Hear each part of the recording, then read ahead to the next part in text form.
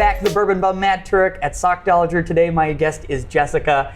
And it's happened maybe in a world where I have found you a great home, the perfect home, but maybe you want to tweak it a little bit. So your next call is going to be to Jessica, I think. Hopefully. I think. So tell me about JLC. Tell me about your company. What do you guys do? What is the scope of your business? Give me everything about your company. Okay, everything. Well, that's a big bucket, so I'll try to keep it's it a large. So at high level, we are an interior design firm that focuses primarily on residential remodel.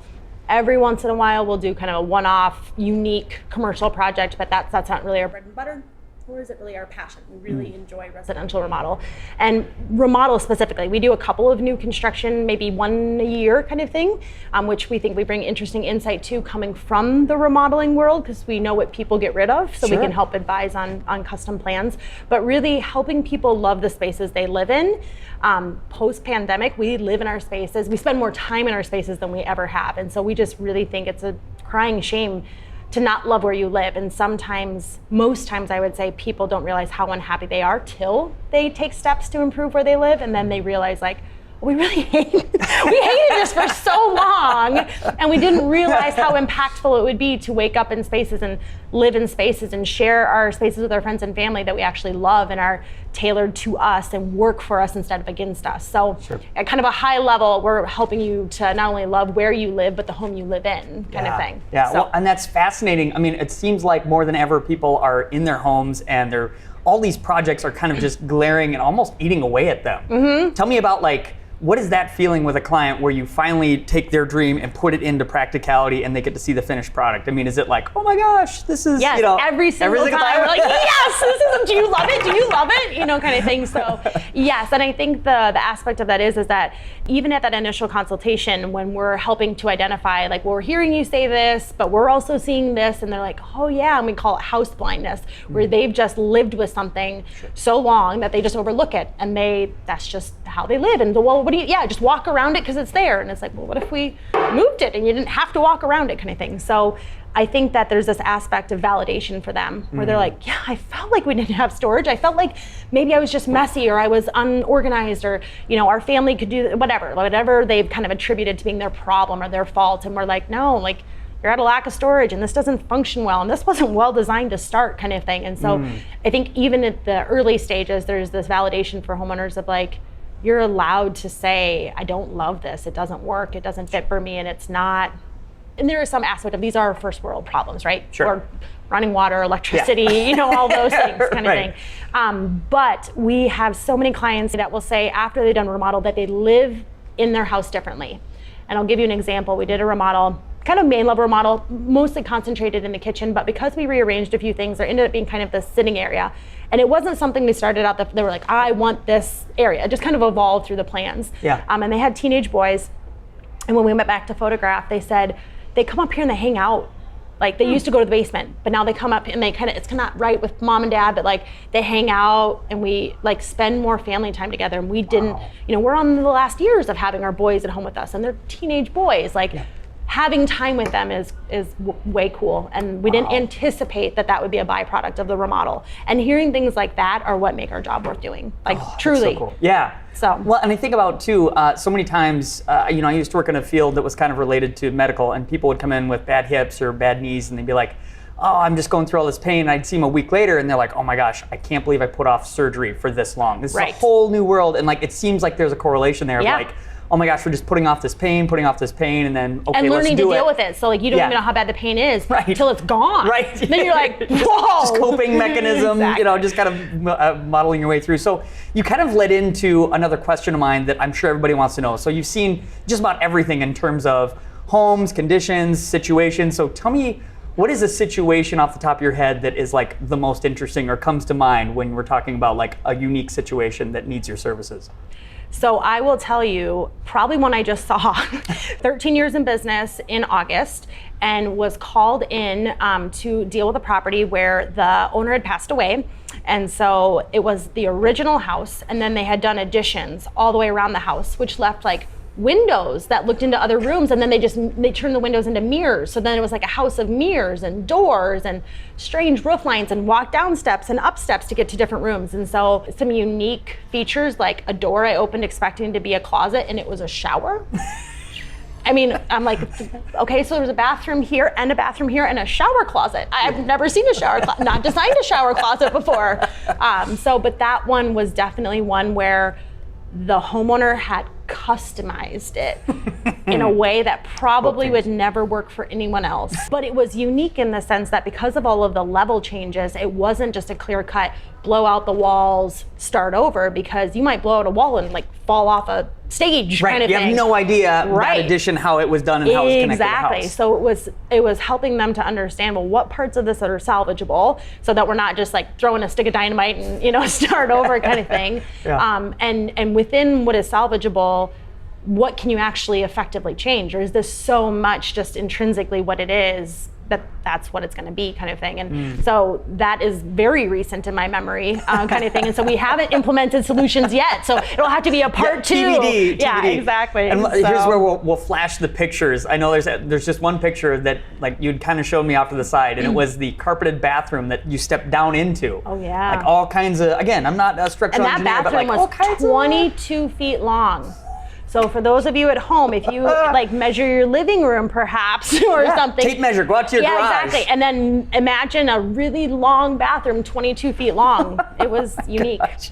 So one of the things that I'm picking up on is, maybe this will kind of help our viewers a little bit even more so kind of understand, it almost seems like you're a general contractor with an eye for design. And so like you're kind of putting the pieces together. So talk to me just really quick about like some of the connections that you've kind of developed over your time. Like talk to me about your electricians, your plumbers, and the importance of those kind of connections.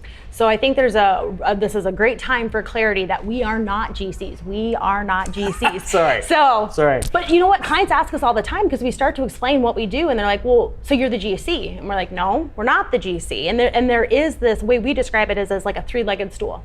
So the homeowner is one of the legs, we're one of the legs, and the GC is one of the legs. You take any leg out of a three-legged stool and it doesn't work kind of thing. So a GC's job is to pull the permits, to ensure that code is being met, to schedule all of the on-sites with the trades, to make sure product is there on site. So he is really facilitating, making sure that the project is going to meet code and is going to pass inspection, and that materials are going to be on site, and that everyone's going to be scheduled. But the honest to God truth is, he doesn't generally, we don't work with any female GCs. I'd love to work with a female GC, but generally he doesn't care one iota what it looks like, right? Yep. And so there's this aspect of understanding how the full process is going to come together. And a lot of times homeowners will be like, well, I mean, they said they had a cabinet maker that could, work with us, and they've got this and they've got this, but that one individual person is not keeping sightline to the project entirety, right? So like you can go in and pick out tile with a tile shop representative, or you can go in and pick flooring, but how do they know what anyone else is doing? Kind of thing. Yeah. So there's that cohesive aspect and we just quite frankly are far more detailed than any one of those trades is going to be. So you can work with a cabinet maker, but when we do kitchens, we'll have an hour-and-a-half Zoom dedicated to going cabinet by cabinet through your kitchen. Do you want a stack of drawers here? Is it a 3-drawer stack or a 4-drawer stack? Does it have any spice organizers? Does it have kind of thing? And not only designing that so that kitchen feels like it was designed for you kind of thing, versus you move into a house and you're like, where do I put that? I guess this is the cabinet it goes in, right? Yep. But then documenting it in a way that it can actually go into production, and then facilitating the conversations with the person that's building it to make sure that any changes are captured or discussed or understood. What are the implications, long-term, short-term costing, all those things. So it's really someone to just be the eagle eye overarchingly and on all of the fine detail. So not GCs, but similar project managers-ish with a strong dose of design. Well, and I think the best paths are taken when someone's got their eyes on the road and the destination, right? For sure. And so it seems like you guys are kind of the overseers, while someone else is kind of, eyes on the road. Yeah, so if the GC is driving the car, he's the one that's got to make sure we get where we're going. We're the navigator that's making sure we don't drive off a cliff. You're the rally driver with the book and the map, Yes, exactly. Right. I love it. Okay, so this last question I didn't prep you for. But I think it's going to be kind of a fun one to ask because it comes out of left field, and I always love to kind of like scramble my guests a little bit. So forgive me, but we met you guys. We met your family through wrestling, and this was your first year in wrestling. Yes. So tell me about your experience as a brand new family into the Waconia Wildcat Wrestling family. Well, we couldn't speak more highly. So the honest truth is that we have 2 boys. Our oldest is 9, and then Henry, our youngest, is 6. And Henry came to us, Edward already being involved in basketball and some other sports and whatnot. He said, I want to try wrestling. Don't know who he talked to, or like, don't know, but he was like, I want to try wrestling. And the program had an open house, and so we're like, sure, fine. We'll show up. We'll see if you like it, kind of thing.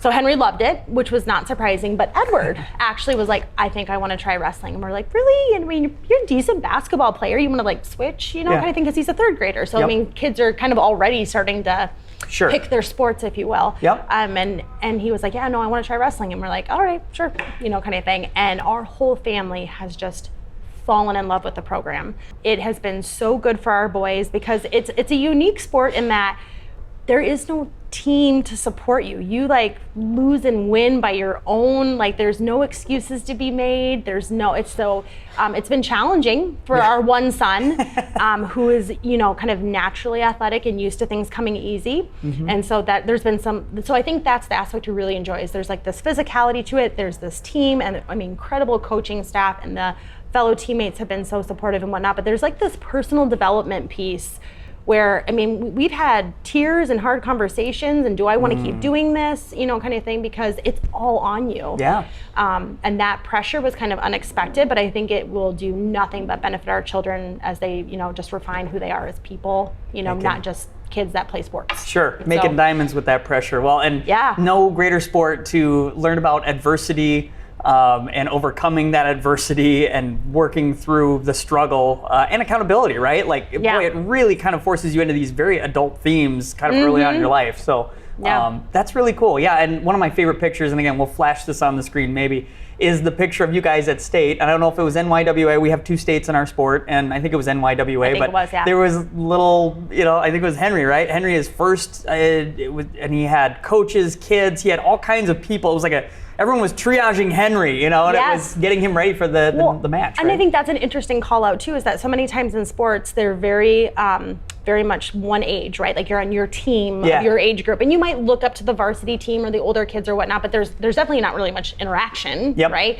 Kind of thing. And so, yes, Henry here is a kindergartner, and he is at this huge, facility, down in Rochester, and slightly overwhelmed and kind of thing. And it's literally a crowd, right? Yes, it's a stadium, kind of thing. And he has got older teammates and coaches, and they're scrambling coming from other mats to get to him because they want him to feel supported and they want him to feel, and like, the glow of my kindergartner being like, I got the big kids here and the coaches here, and like we're chopped liver at that point. Right, the high school kids here, everybody else get out. Exactly, kind of thing. But like, it is very much a community, and they are, and I think that's something that's so sweet, is that the older kids definitely, without coach prompting, which is what I think speaks so highly to the staff and the culture they're cultivating, and parents, because that's got to be supported at home too. But like, there will be times that, maybe one of our boys doesn't have a good wrestling partner, or they're not kind of jumping in, and they'll get, one of the older kids will be like, hey, come over here and wrestle with me, or they'll pull them in. And I think that's maybe a good metaphor for how we felt, is we felt very much like brought in. Exactly. Maybe a headlock or something, but like brought into the community, very, very thoroughly and very welcomingly, and we're just grateful. Awesome. All right, so final note, wrapping up here. Sure. What is your guiding star in helping people and where they're at? Well, I think maybe it's going to be a little lackluster in that it's fairly simple, is that part of the reason that we are an independent design firm, and that we work with lots of different contracting partners and industry partners, is that we always want to be able to advise our clients by what we truly believe to be right.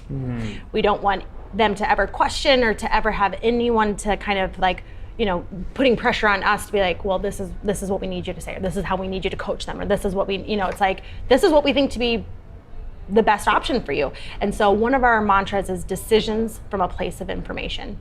So if we give you all of the information, and that is not just what it's going to cost or what it's going to cost now, but what's the life cycle cost of something? What's the timing and production aspect of it? What is the longevity of the solution? Like, I mean, if you look at all these different facets, like decisions from a place of information. And then even if you make the decision we wouldn't have made for our own homes, it's the right decision for you because we gave you all of the information to make the decision. You know, it's truly and honestly what we believe, you know, in our hearts. Yep. And now you get to make the decision, kind of thing. So that's maybe our mantra or our guiding star. Absolutely love it. We talk a lot on this show about empowering our clients and our employees, and that is absolutely huge. Ultimately, we're the ones just out there running the plays that they call. So exactly. If we're doing our job, kind of informing and kind of giving our clients the education that they need. Ultimately, they're the ones that are going to make the right decision for them. 100%.